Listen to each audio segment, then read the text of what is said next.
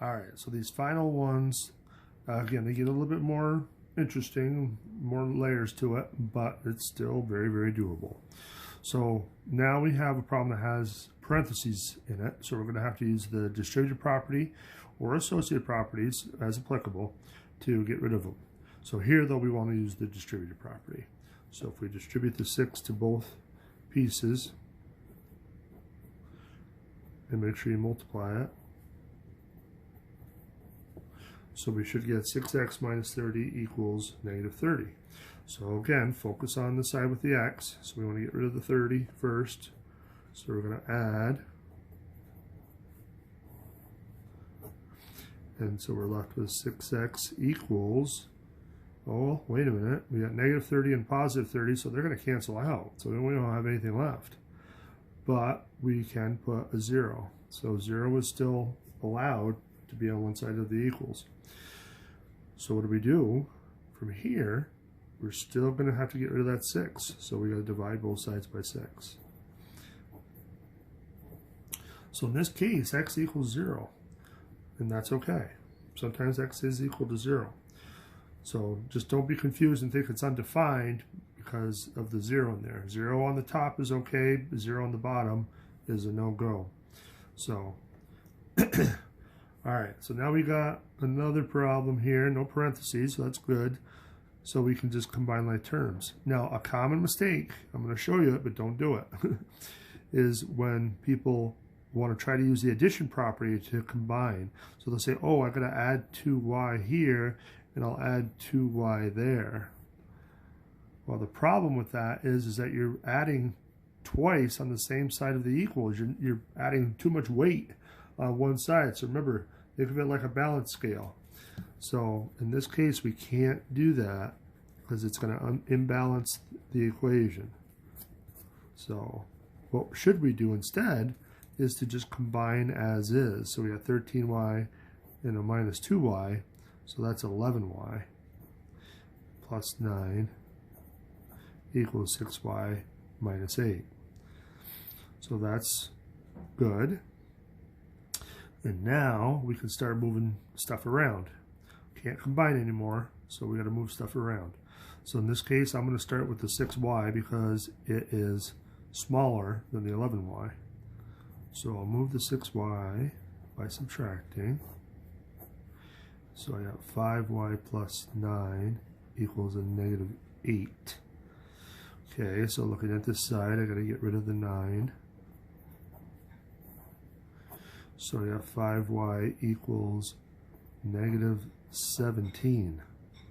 So negative 17, well, that's not a pretty number, but we've got to just keep going.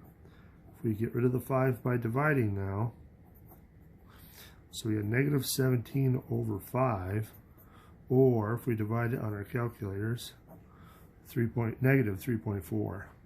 So again, either one of those would be acceptable in this case. All right, so now the next one, we have some parentheses. We got some like terms that we can combine, so we can do a little bit of everything. I'm going to hold on combining just until I get rid of the parentheses first. I kind of like to do that. So again, we're going to distribute first. So 15c, and then the minus 3 when you multiply. Okay, so now we can combine. So we got the minus 18 and the 3, we got the minus 3 and the minus 2. So negative 18 plus 3 is a negative 15.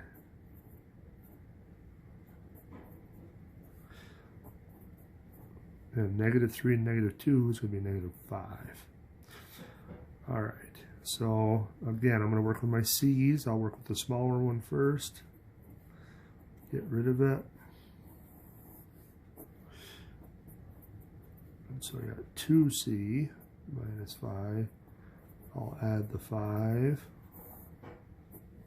So we get a negative 10 equals 2c divided by 2, which gives me negative 5.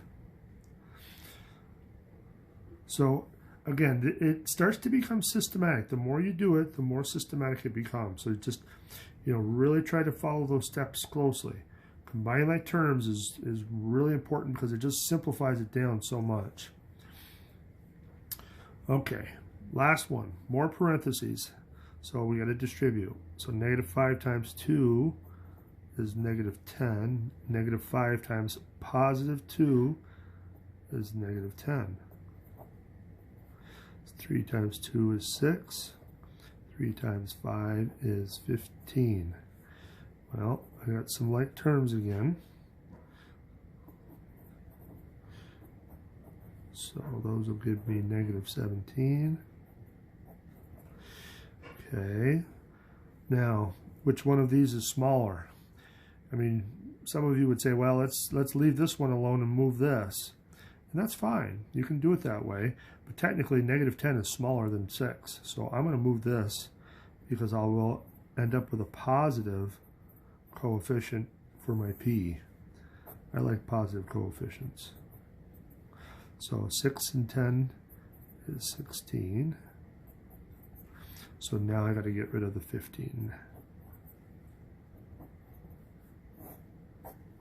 So -17 and -15 is -32. And so now when we divide by 16, we get p equals -2. Most of the time you will get nice answers. Negative numbers, integers, so integers are typically going to be your answers. Once in a while you'll get these fractional answers, but they won't happen very often. So if they're happening a lot, then chances are you probably made a small mistake someplace.